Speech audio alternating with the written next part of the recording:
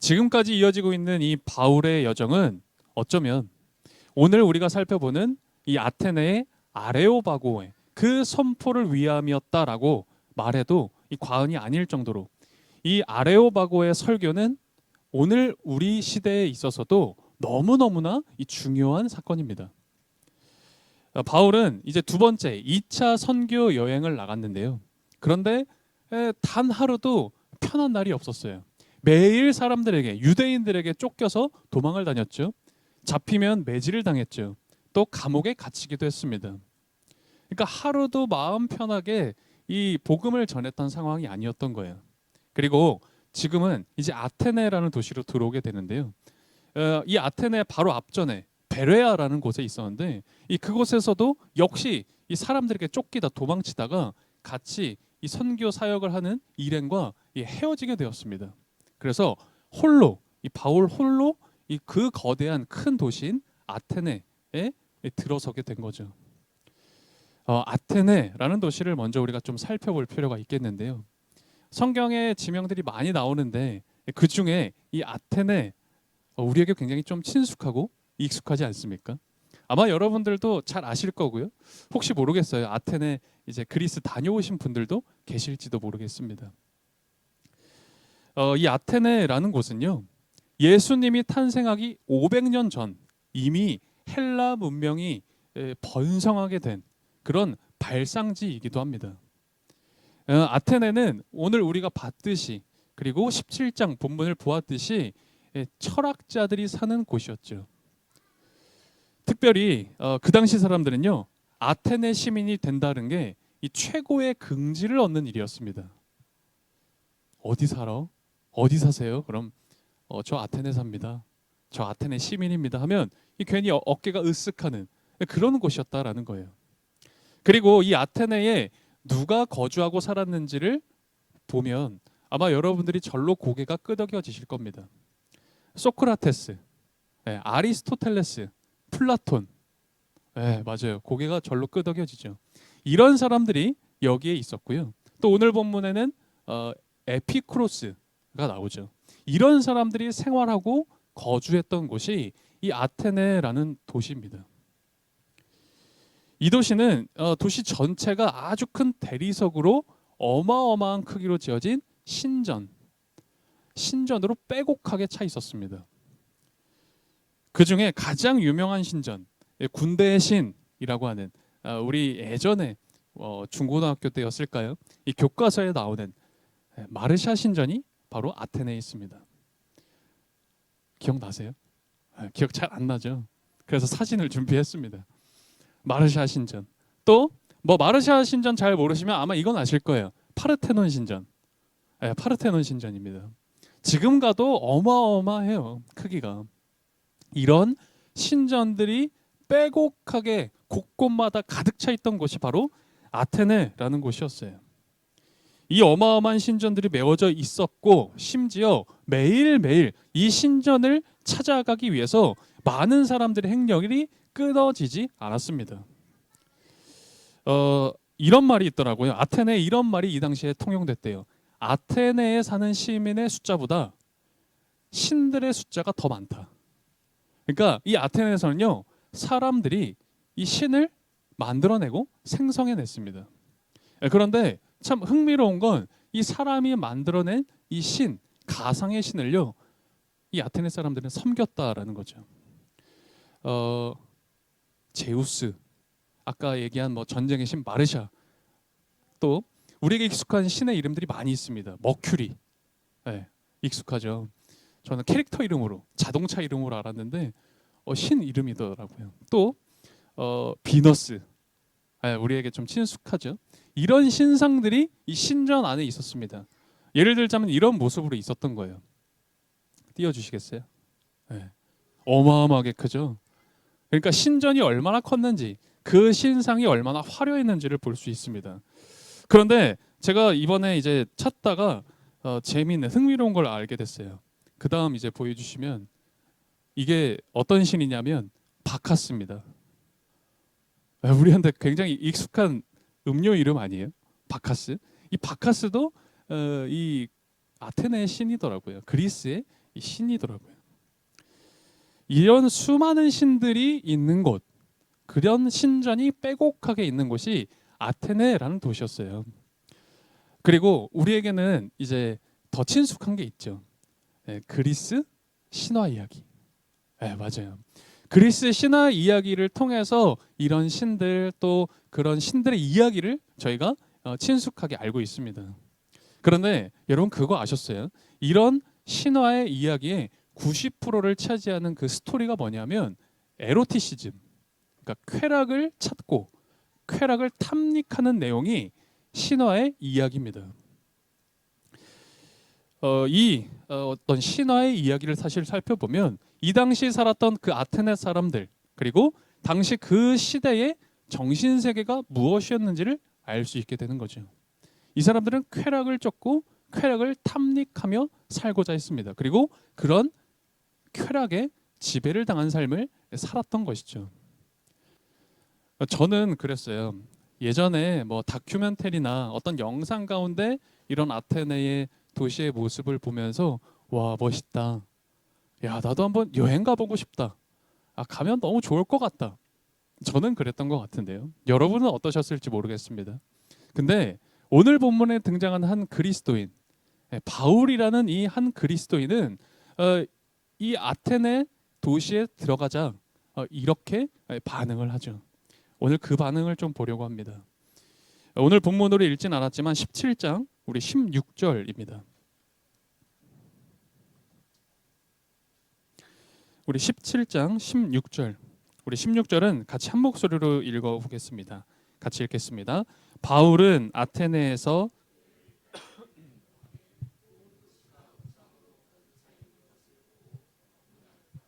아멘. 이게 바울의 시각이었어요. 바울이 지금 그 도시에 들어가서 격분했다라는 거죠. 여러분 근데 이것은요 굉장히 중요한 인식 세계입니다. 굉장히 중요한 관점이라고요. 우리가 서울이라는 곳에 우리가 살고 있습니다. 동네는 달라도 우리 매력적인 이 서울이라는 대도시에 살고 있는데 이 도시에 많은 사람들이 몰리고 거주하고 생활하고 있습니다.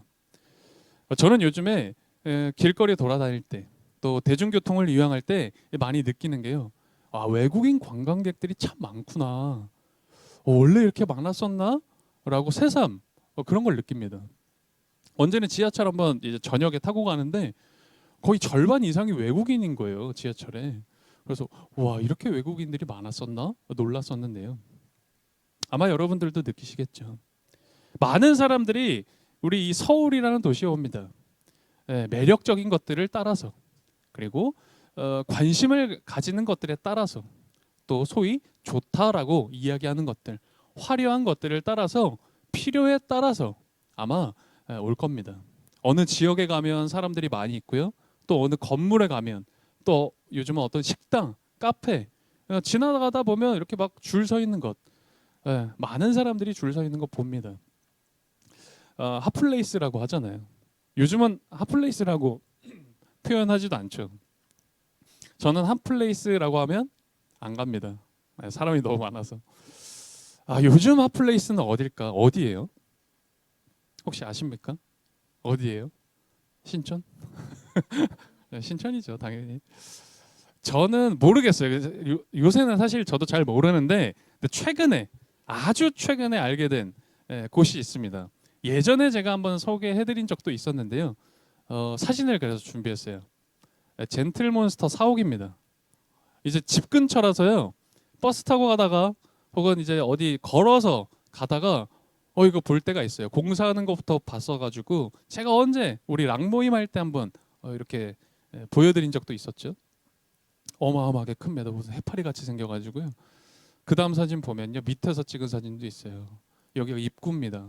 뭐 노웨어 하우스였나 이름이. 그래서 막 와 이렇게 지어놨구나. 저는 이제 지나가면서 우연히 봤다가 깜짝 놀란 거예요. 야, 여기 일대가 이런 데가 아닌데 엄청 놀랐어요.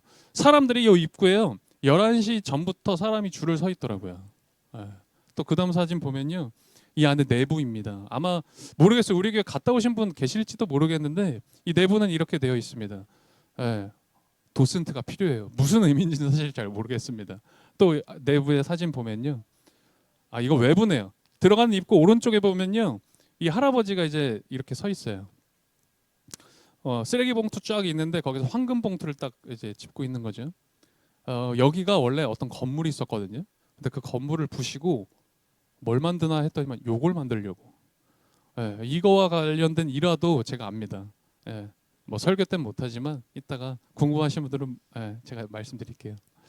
또 이런 것도 있더라고요. 이제 여기는 누데이크가 이제 누데이크 티하우스로 바뀌었더라고요. 카페 같은 곳입니다. 그래서 이렇게 멋지게 이렇게 해놨구나. 이런 저도 사진을 보고 이제 알았는데요. 또 그 다음 사진을 보면 역시 누데이크 열받게 잘해요. 포크랑 숟가락을 이렇게 만들어 놓을 줄 누가 알았어요. 이런 거 잘해요. 참 이런 거 잘하더라고요. 그래서 이 사람들 대단하다. 재밌다. 저도 사실 그랬습니다. 매력적인 것들이 있죠. 웅장하고요. 화려하고요. 그리고 관심을 끕니다. 제가 이런 것들을 보면서 그런 생각했어요. 혹시 아테네 도시를 내가 이 당시에 가게 됐다면 이런 느낌을 좀 받았을까? 화려하고 크고 웅장할 뿐만 아니라 여러 가지 신기한 것들이 있는 그런 느낌? 이런 느낌일까? 저는 막 그런 상상을 했는데요. 그런데 오늘 본문에 나오는 이 바울의 눈에는요, 이 화려한 도시 아테네, 그 화려한 신전과 어마어마한 신상이 있는 그 도시가 뭘로 비춰졌느냐? 우상이 가득 차는 곳. 우상의 도시로 보였다라는 거예요. 모두가 좋다라고 이야기하고요. 모두가 그곳이 참 매력적이다. 그래서 사람들이 몰리죠. 사람들이 줄을 서 있었습니다. 그런데 이 바울이라는 이 사람은요, 좀 다른 관점으로 그걸 바라보고 있었던 거예요. 여러분 좀 유별나다는 생각 드세요? 바울이니까 그랬지. 바울이니까 좀 유별나게 그걸 우상으로 볼 수 있었지라는 생각하세요? 아닙니다. 그건 유별난 게 아니에요. 그리스도인으로서 살아갈 때 가져야 될 그런 해석적인 눈이 있었던 겁니다. 오늘 우리들에게도 필요한 바로 그런 눈이에요. 이 아테네 이 도시로 와서 바울은 이제 두 종류의 학파, 그 유명한 두 종류의 학파 사람들을 만나게 됩니다. 18절을 한번 보세요. 18절에 그 두 학파가 이렇게 나와 있죠. 에피크로스 철학자와 스토아 철학자. 그러니까 우리가 잘 아는, 우리도 예전에 교과서에서 배웠던 에피크로스 학파와 스토아 학파 철학자들을 이 바울이 만났던 겁니다. 그리고 그 철학자들과 함께 뭘 했다고요? 토론하고 논쟁을 했다는 거예요. 그런데 우리가 이제 토론하고 논쟁했다라고 생각하면 그냥 바울이 그런 그 당대의 굉장히 유명한 철학자들과 대화하고 이야기 나눴다라고 생각할 수 있는데 아닙니다. 이것은 누군가를 대신해서 아주 격렬하게 싸웠다라는 의미입니다. 토론과 논쟁을 했다는 이 본문은요, 원어를 보면 싸웠다라는 거예요. 누군가를 대신해서 바울은 싸우고 있었다라고 표현합니다. 누군가를 대신해서요? 누구죠 그게? 그리스도를 대신해서 바울은 아주 격렬하게 싸웠다는 거죠. 그래서 저도 한편으로 생각해 봤어요. 저는 이 설교자의 자리에 서 있는데 저는 여기서 그렇게 있는 것 아닐까 생각해 봤습니다. 여러분들이 듣든 안 듣든 알든 모르든 저는 하나님 편에서 하나님의 이야기를 소리치고 외쳐야 하는 그 자리에 제가 있구나라는 생각을 했어요. 그런데 저만 그런 게 아니죠.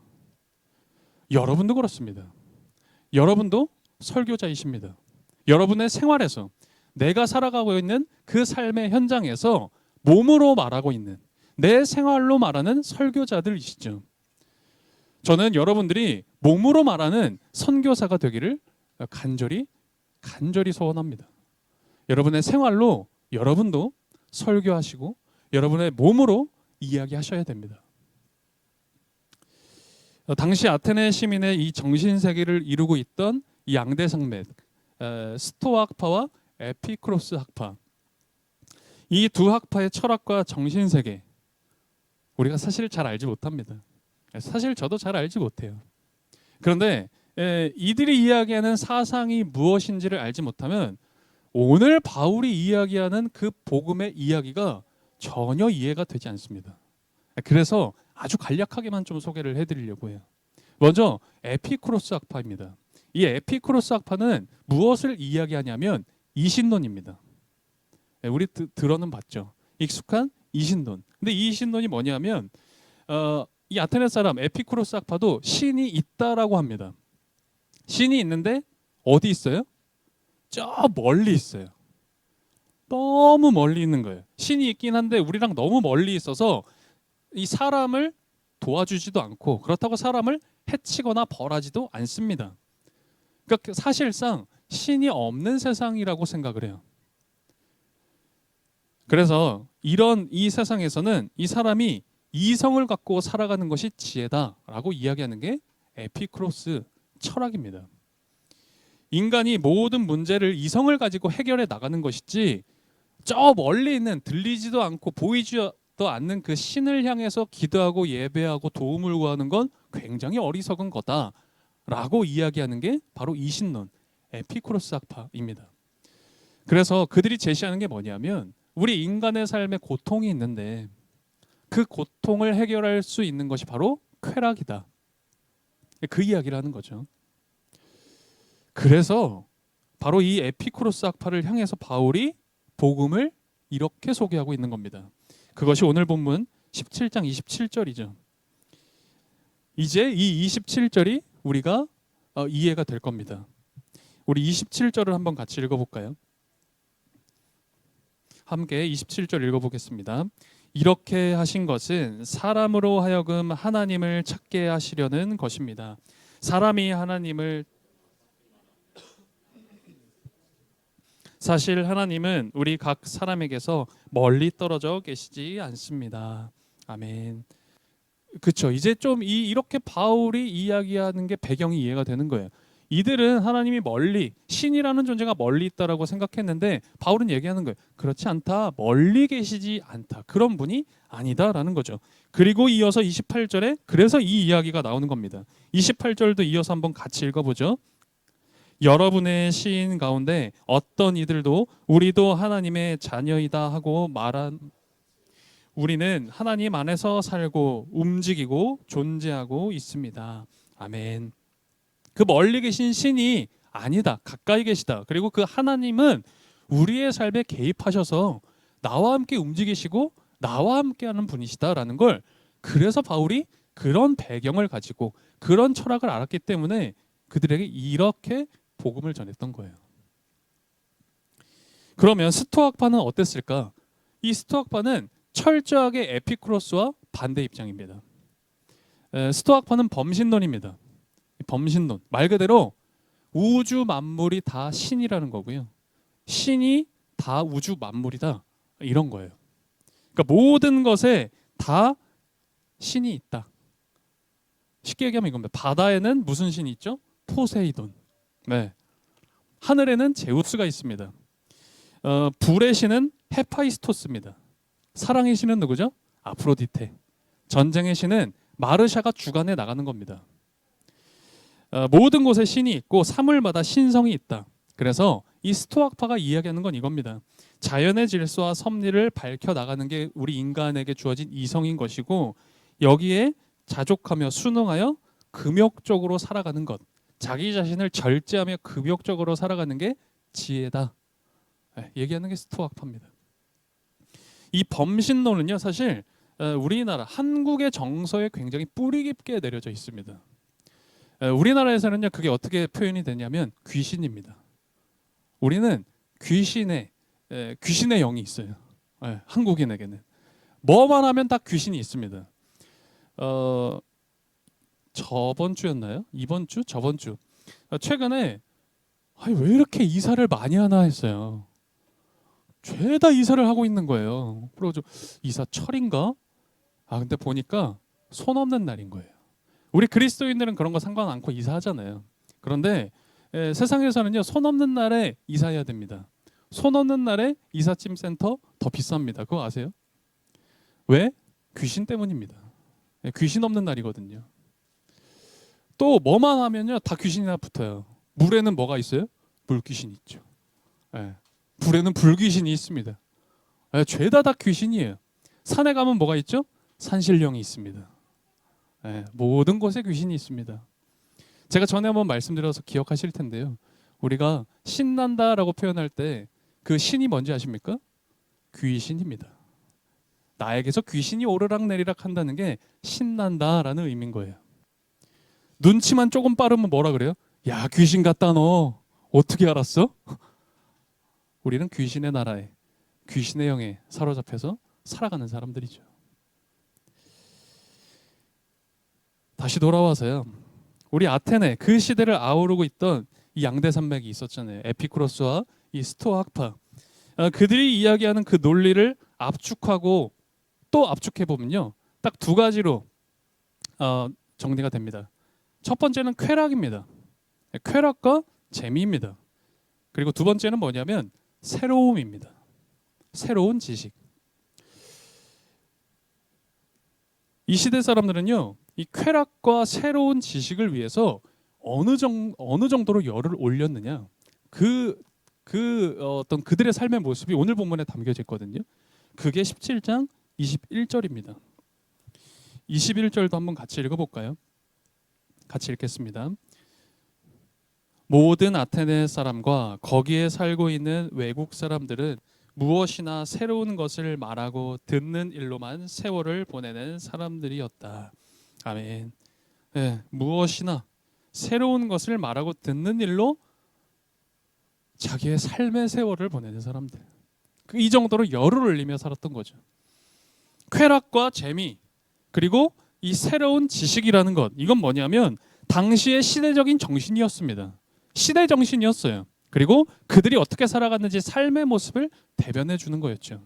근데 잘 생각해 보자고요. 이게 예전에 2000년 전만의 일입니까? 옛날 일입니까? 오늘은 어때요? 오늘날은 어떻습니까?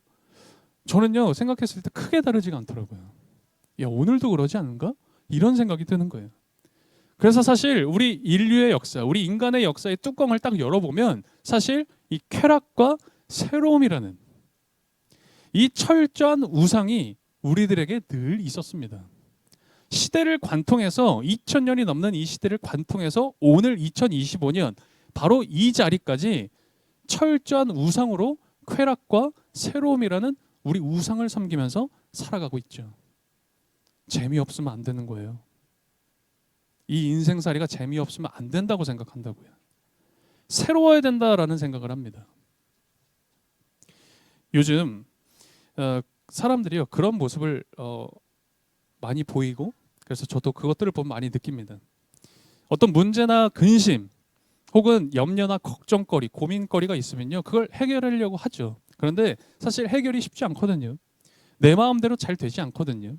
그럴 때 사람들이 무엇을 하느냐, 그것을 좀 면하고요, 좀 덮기 위해서 쾌락을, 재미를 쫓습니다. 새로움이라는 또 다른 재미와 쾌락을 찾아갑니다.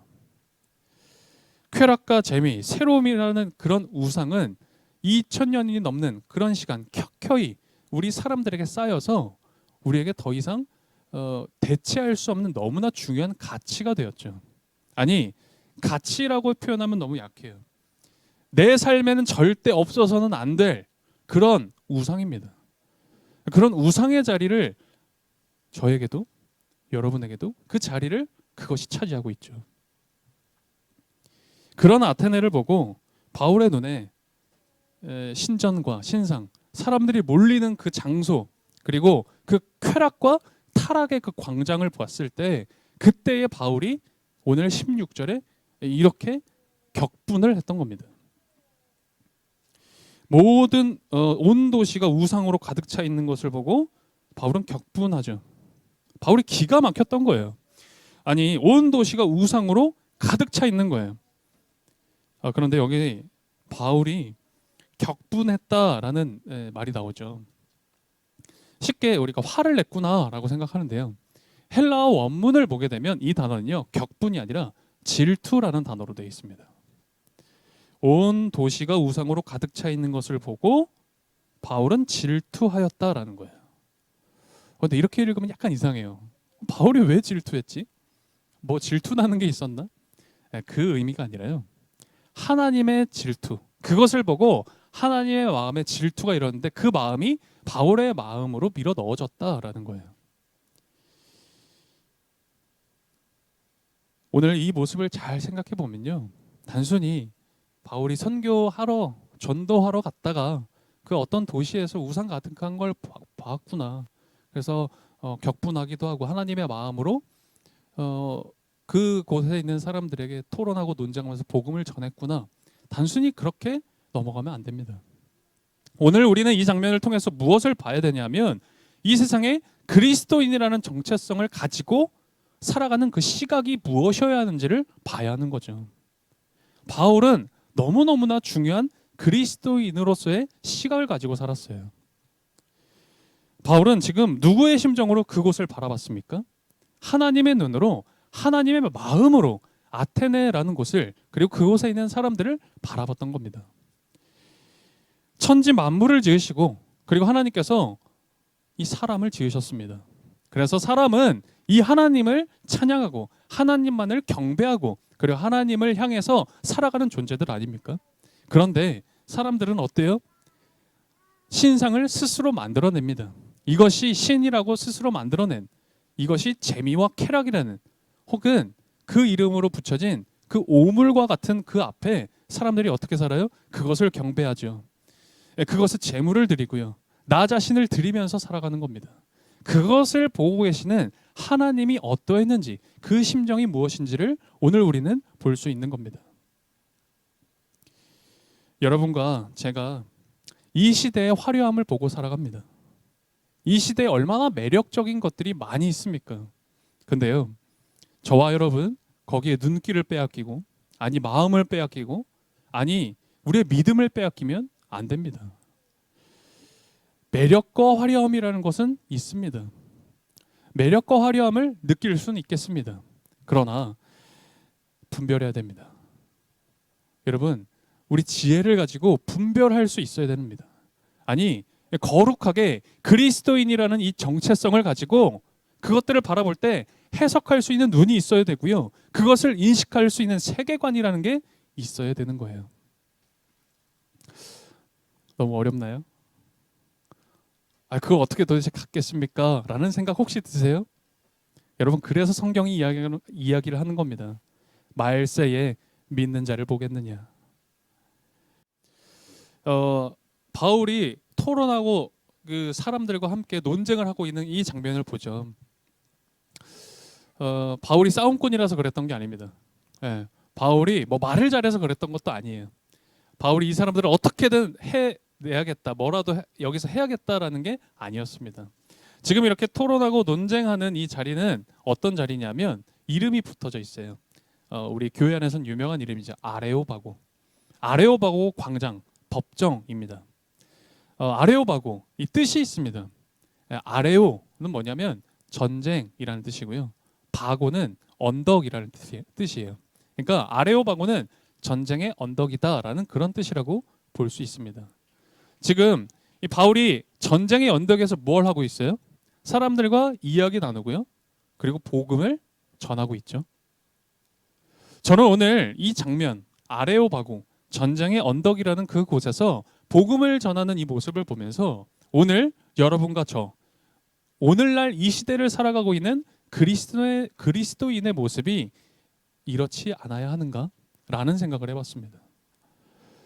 여러분, 우리도 나의 삶에서, 그 전쟁과 같은 그 삶에서 우리도 삶으로 하나님의 말씀을 전해야 합니다.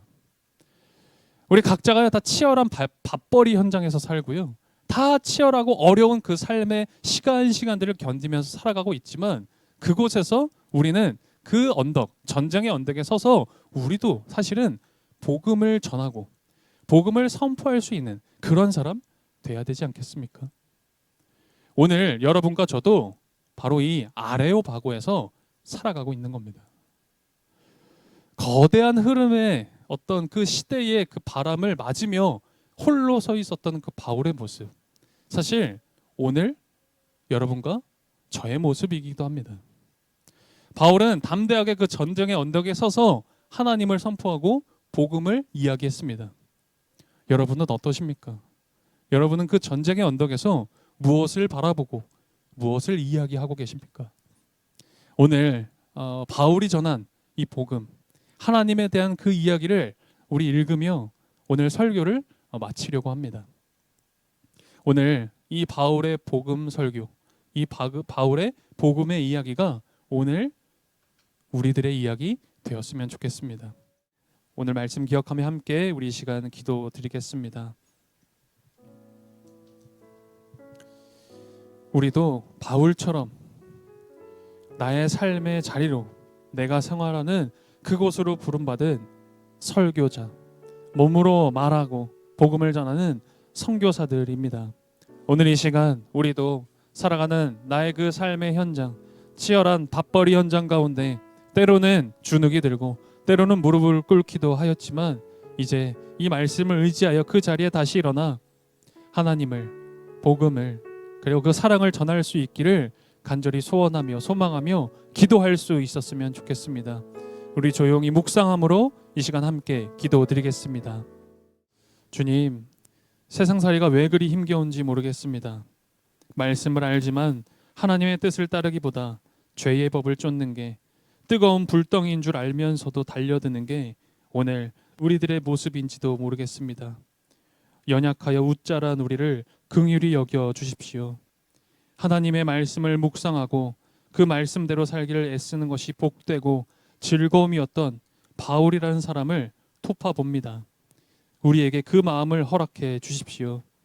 늘 하나님께 시선을 두게 하시고 적절한 시기마다 성령님께서 세밀하게 들려주시는 음성을 경청할 수 있도록, 그래서 하나님을 사랑하고 내 주변의 이웃을 섬기고 복음을 전하는 오늘 평화교회가 되도록 도와주십시오. 오늘 우리가 함께 드린 이 봉헌을 통해, 교회의 사역을 통해 한 영혼이 주님 만나는 기적이 일어나게 하시고 디오누시오와 다마리가 세워질 수 있는 은혜와 은총을 허락해 주십시오. 예수 그리스도의 이름으로 기도드립니다. 아멘.